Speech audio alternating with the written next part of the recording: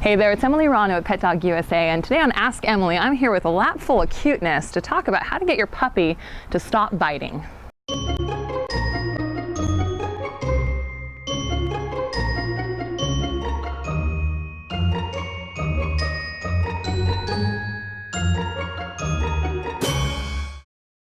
So this week I have two clients working with young dogs, puppies, and dealing with some very, very similar issues.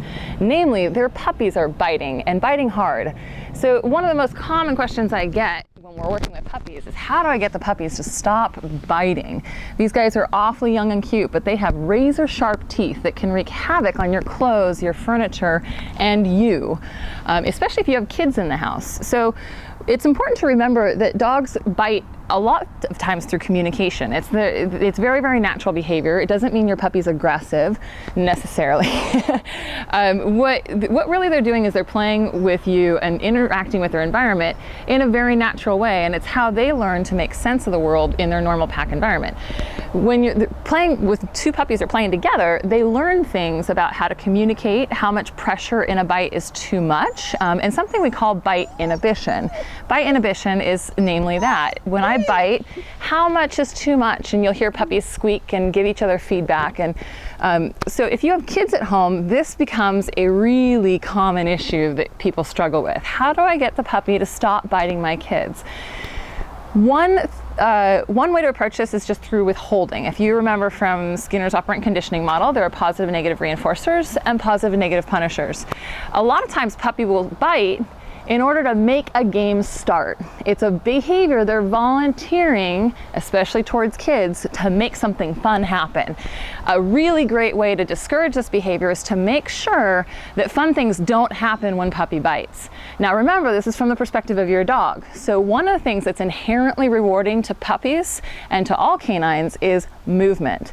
What do I mean by that? Well, if I bark at something and it runs, a huge percentage of dogs are going to find that stimulating, exciting, and they're going to say, woohoo, that was fun, let's do it again.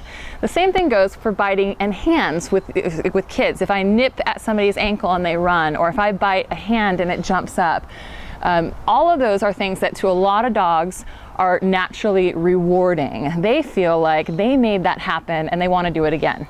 So what I teach young children when I'm working with my clients, and it works for adults too, is I remind everybody about the game that most of us played as children called red light, green light. So if you remember in red light, green light, when the leader says red light, you're supposed to freeze like a statue wherever you're at. This is a really great way to get kids on board or help to train your children to freeze and make the movement stop, inherently making the game stop when puppy starts biting.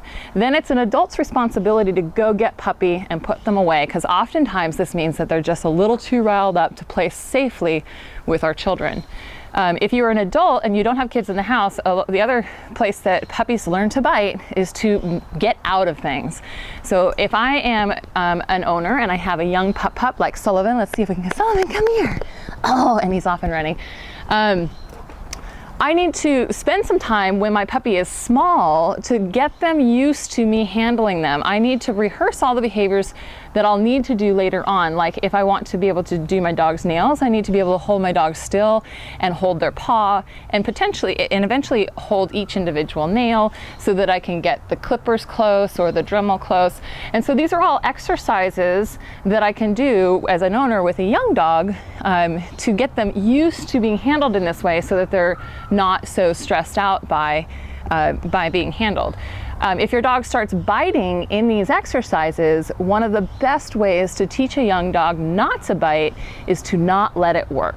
Whenever you hear me say something like not let it work, I'm usually talking about the negative reinforcer quadrant of Skinner's operant conditioning model. This means that to my dog, there's something in my environment that I don't like, I'd like to make it go away or turn it off, and I'm gonna start volunteering behaviors to do so. So if you have a young puppy with razor sharp teeth, I almost guarantee you that at some point in this grooming process, they're gonna say, I'm kind of over this and I think I'll try biting.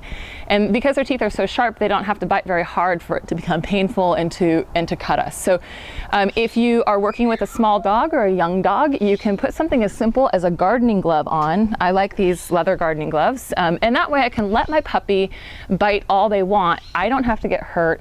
I don't have to get angry with them. I can simply let that behavior not work for what they're trying to accomplish. And most dogs, when they realize that biting doesn't work, they will move on to other behaviors. That's where we can mark being calm. So when I'm working with a young dog, I want to take them through these exercises, let the biting not work, and then mark being calm. When they're calm and compliant, that's when they would either get a reward or the exercise would stop. I hope that's entertaining and useful. Until next time, keep those tails a waggin'.